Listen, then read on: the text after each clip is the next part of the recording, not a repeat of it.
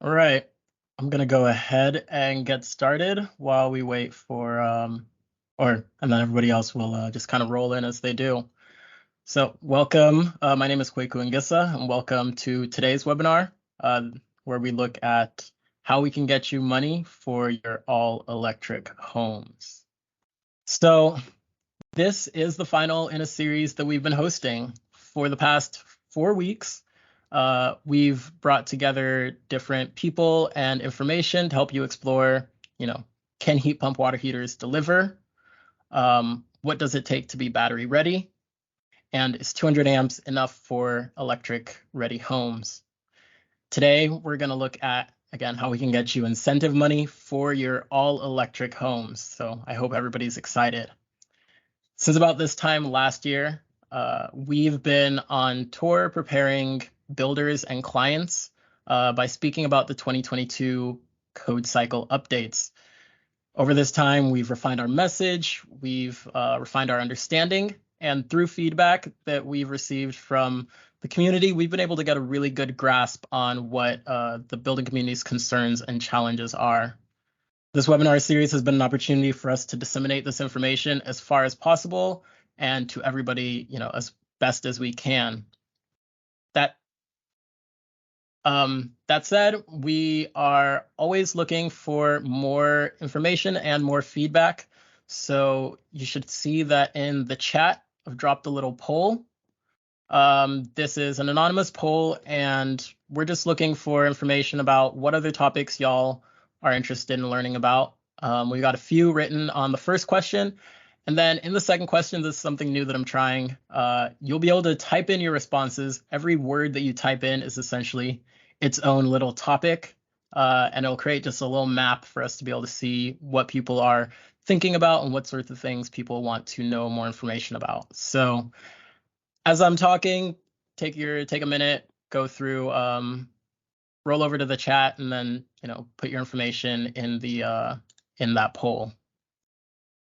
Now I keep saying we throughout what I've been talking about, but I've never really taken the time to tell you who we are. The we that I've been referring to is the team here at Harrison Sloan. We've been in business for about 2 decades now. It started as a structural only firm, and over the years we've added mechanical, electrical, plumbing, and energy. It's our breadth of knowledge and the fact that it's all under one roof that's really allowed us to grasp the implications of all of these changes that are largely driven by the energy code, right? So it's our electrical and energy designers talking together that helped us to understand that electric readiness was pushing the capacity of our 200 amp panels. And it was our energy and plumbing designers talking together that helped us understand that designing for storage water heating is actually a bit more involved than tankless water heating. Education is a part of our company culture, and it's a lot of what we do internally. Right, last week, all of the mechanical, electrical, and plumbing designers got to sit down, eat some food, and chat with our structural engineers about what they do when they're designing multifamily buildings. This learning and teaching isn't something we do just for fun, although we do love to be educated. But really what it allows us to do is deliver more than just the minimum, right? We can instead deliver a cohesive product that all of us can really feel good about. This collaborative approach has been the crux of our ability to earn your trust and build strong relationships so that we can truly pride ourselves on being the builder's consultant. All that collaborative stuff said, I'm actually an energy geek. So in talking about this, I want to start by talking about energy compliance. When we look at energy compliance from when we look at all electric, from a purely energy compliance standpoint, we see that the decision makes sense. If you've been at our presentations, you've seen this chart.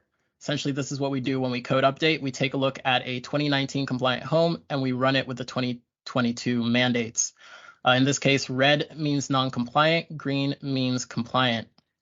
What we're seeing here in this first column is what happens when you take a 2019 compliant home and you analyze it with the 2022 mandatory requirements. What you get is a non-compliant home. Now, if we take that same home and we turn it all electric by removing all of the gas appliances and replacing them with electric counterparts, so That is your gas furnace, replacing that with a heat pump HVAC system, and your gas water heater, replacing that with a heat pump water heating system. What you end up getting is green, lots of compliance. So again, from a purely energy compliance standpoint, all electric is a winner. When we look at it from a financial standpoint, going all electric is a little bit more of a gray area. So to make that decision easier, the utilities shown up here and the federal government down here is offering incentives and tax credits. Now, this isn't exhaustive, but what I'm showing on the screen here amounts to anywhere from $5,000 to $8,000 of incentives and credits for every lot. Today, I'm going to be focusing specifically on the single-family utility programs that are shown at the top here. The California Energy Smart Homes Program, the Roseville Advanced Homes Program, and the SMUD Smart Homes Program. All three of these programs are administered by TRC. So I've invited Gabby Cruz and Melinda Denin to join us on this call. They've been crucial to helping me put together this presentation, and when we get to the Q&A at the end, they will be able to help us answer any questions that come up. Now, from our standpoint at Harrison Sloan, there's several benefits to having a single company administering all of these programs. The first is that since we're managing these incentives for our clients, it's nice to have a single point of contact, right? We can talk to them about any information that's coming up, any concerns, and get any sort of updates on what's going on. The second is that it means that all the process and requirements for these programs are largely the same, right? So this chart here is applicable to pretty much all of the programs that I mentioned. The first requirement is that your buildings need to be all electric. This means no gas meter and no hookups. For those of you who are in the middle of a code update and might already have gas lines going to the different properties, you'll just have to cap those lines. And again, you have to make sure that there's no gas meter at the house and there are no gas hookups inside. Your Title 24 has to be signed and registered by a CEA. I'm a registered CEA. We've got other registered CEAs in our office. And of course, if you have a Title 24 consultant who isn't registered, we're happy to review your plans and maybe sign them off for you. Your project will need to have communicating thermostats. This is something you have to discuss with your mechanical designer as well as your installing contractor. You may even want to talk with your purchasing about it because this could affect the actual physical thermostat that's sitting in your home. Your home also needs to be designed with segregated circuits. This is something that you're going to want to discuss with your electrical designer and with your electrical contractor in the field. At Harrison Sloan, we already design with segregated circuits, but one thing that we didn't discuss last week during our 200 amp panel discussion was the fact that all of these changes in the code are actually pushing us towards the physical space capacity of our panels, right? And so what happens is that, as we segregate more circuits and add more loads, we're actually physically need more breaker spaces in our panels. You don't want to get into a miscommunication situation where your electrician in the field thinks that they're fixing and doing a more efficient thing by consolidating circuits that you've intentionally segregated in order to meet these program requirements. Your home also needs to be designed with battery-ready infrastructure. About 2 weeks ago, we had the battery-ready discussion. The mandates in the code align exactly with the requirements of these programs. So as long as you're meeting those requirements, you're going to meet the requirements for these programs. Your home needs to be designed with EV charger infrastructure. Again, this is something that we've been doing at Harrison Sloan.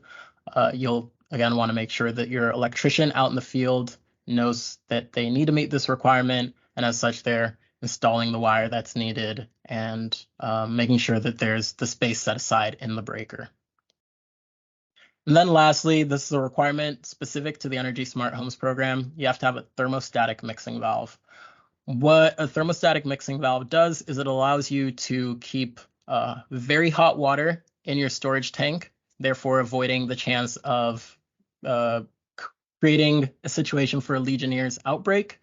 And at the same time, it allows you to make sure that the water that's in your pipe going to your fixtures is at a reasonable temperature so nobody gets scalded. So all of these requirements might sound like a lot, but we're largely already doing this. The incremental cost of meeting these requirements compared to what you're already doing by going all electric is going to be fairly minimal, especially when you compare it to the incentives money which is available. For most of you, that's going to be around $3,500. And when I say $3,500, the place I'm getting that from is that first blue column there for the California Energy Smart Homes Program. The program that you're able to apply for in a given project is based on the utility, the electric utility that's going to be servicing that project. So for projects that are in PG&E, SCE, SDG&E territory, you can apply for the California Energy Smart Homes Program. For projects that are in SMUD territory, you can apply for the SMUD Smart Homes Program. And for projects in Roseville Electric Utility territory, you can apply for the Roseville Advanced Homes Program.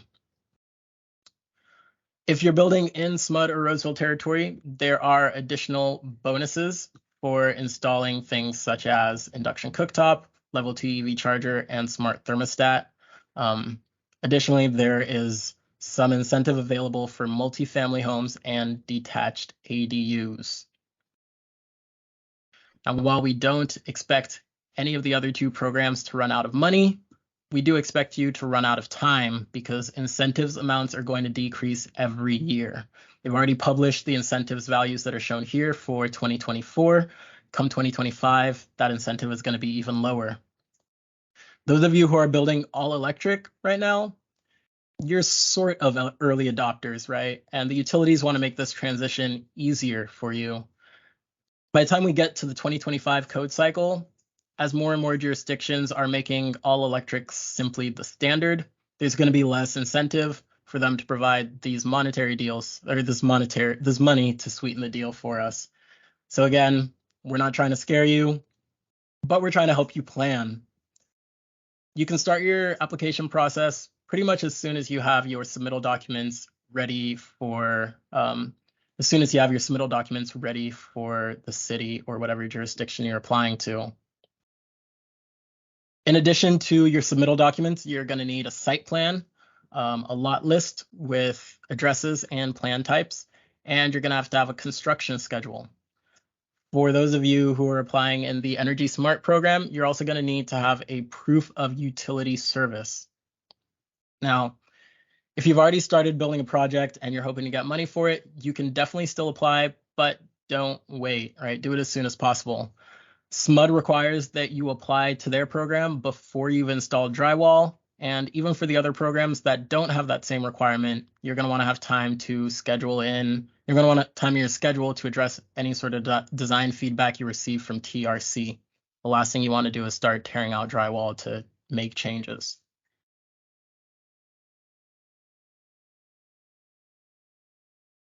Now, for the SMUD and the Roseville programs, funds are reserved. So after your initial documents are reviewed and completed, you'll get an agreement letting you know that the funds indeed have been reserved.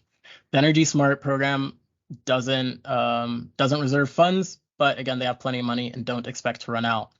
As kind of an aside, the reason why they don't reserve money for the Energy Smart Homes program is because they know that we're a pretty optimistic bunch, right? We're going to tell them that we're going to build all 45 lots in this phase of the project this year.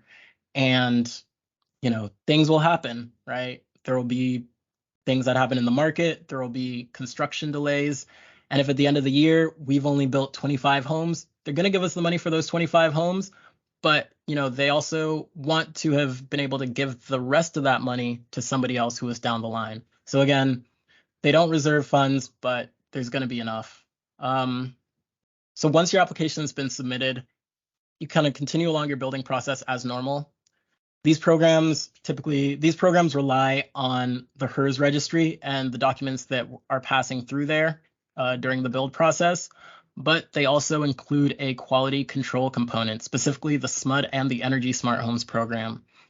And this is the reason why SMUD requires that you start your application before installing drywall, and another reason why you're going to want to apply as early as possible, because they're going to select a number of the houses and they're going to want to go in and actually physically check that they've been built up to standard.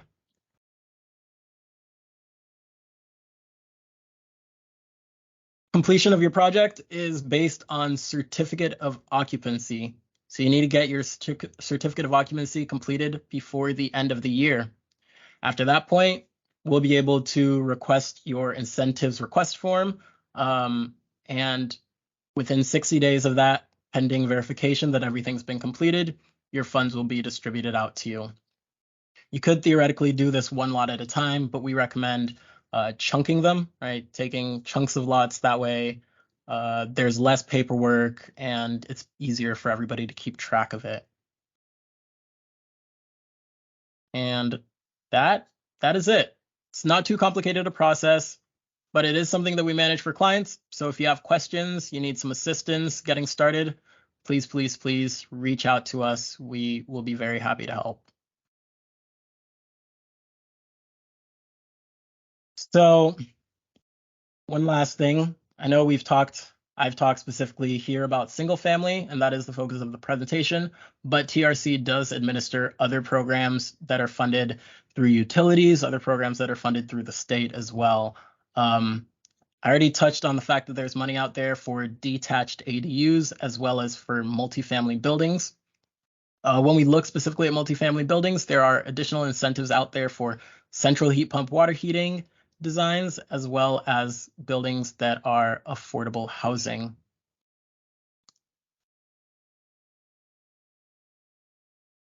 Now I want to open up Q&A. The first question we already got, and yes, the answer is we will be sending out a copy of the presentation as well as anything else that comes up during the Q&A.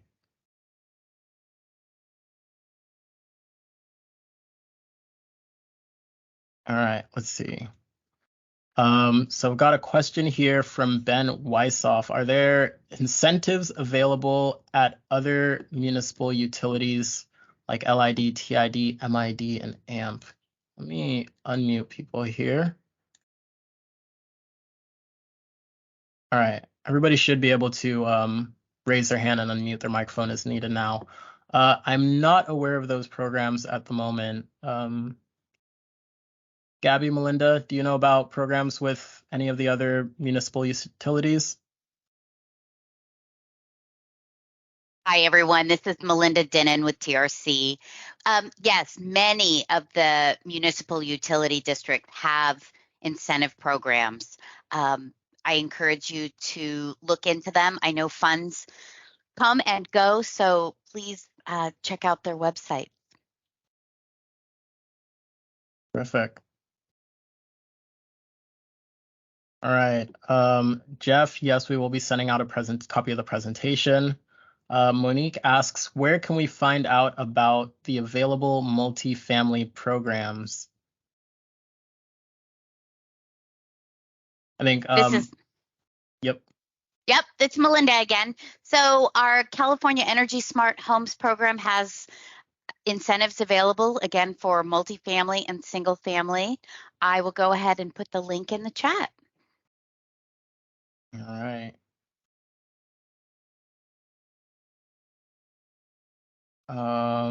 Let me. Terrific. I just had a follow-up to that. So is that also where we'd find the information, like for the example of the central heat pump and water heater for multifamily? Yes. Okay. Yes, we have some great incentives for that. There's a design incentive of $20,000 that we're looking for a full MEP design and documentation in exchange for that incentive. We're using that for codes and standards research here in the state of California. Also, the central system installation is an additional incentive of $1,500 per unit installed.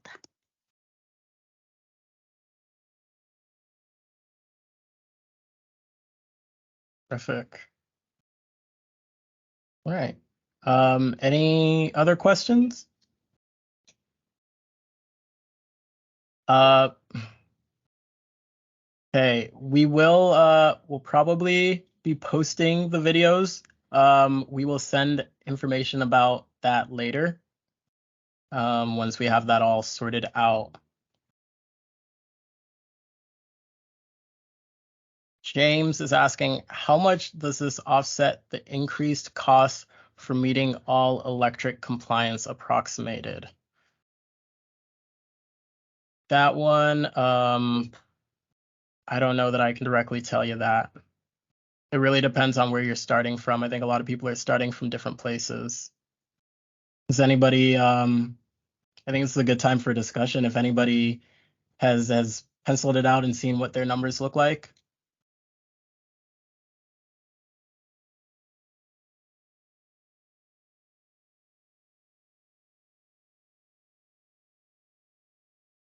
All right.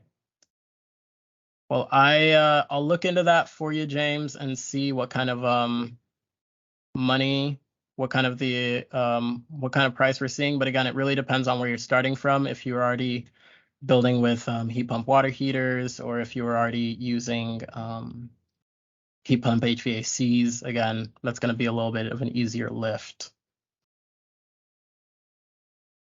Mark Cooper asks, has your alternative battery ready design eliminating the empty conduits and adding sub-feed loop to the sub-panel been approved? If not, when do you expect to hear a response?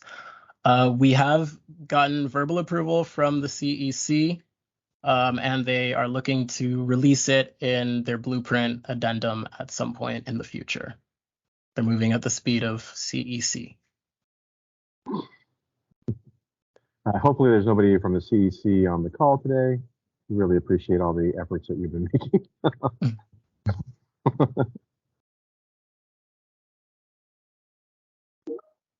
With relation to James' question, Quaker, I think we can speak to the fact that if you remember the slide where you gave the overall 2019 code compliance and the all-electric compliance was pretty high if you were to implement all-electric. So I think one of the points of today was to associate the fact that if a builder was to go all-electric, it's incentivized not only through dollars, but it's also a large compliance benefit.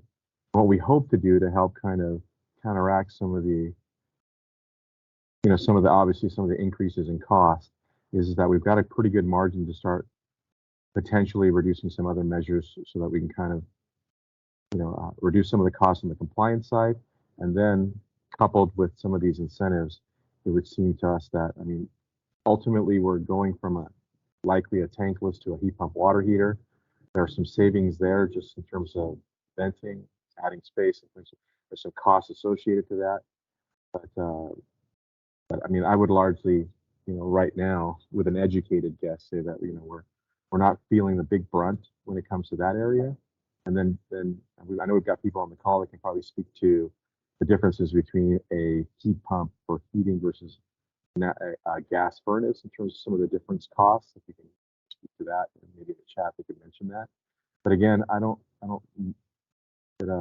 Our educated guess would be that the margin of cost from these incremental increases, coupled with the compliance benefit and the potential incentives, would make it very attractive. And to your point on the call about making sure that we take advantage of the incentives early on, the market obviously is going to counteract and move in that direction, and some of these solutions obviously will become more and more attractive.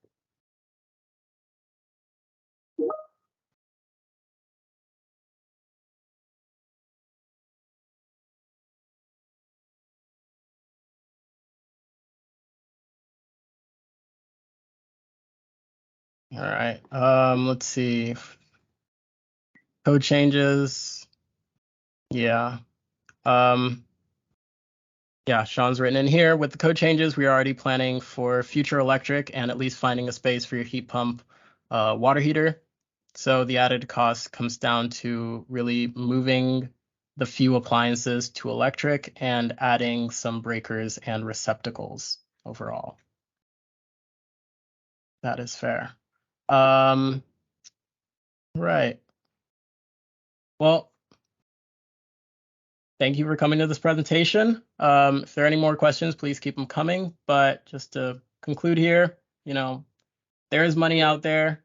Come and get it while it's high, because again, every year, literally at the end of the year, the amount of money you're going to get is going to be a lot less.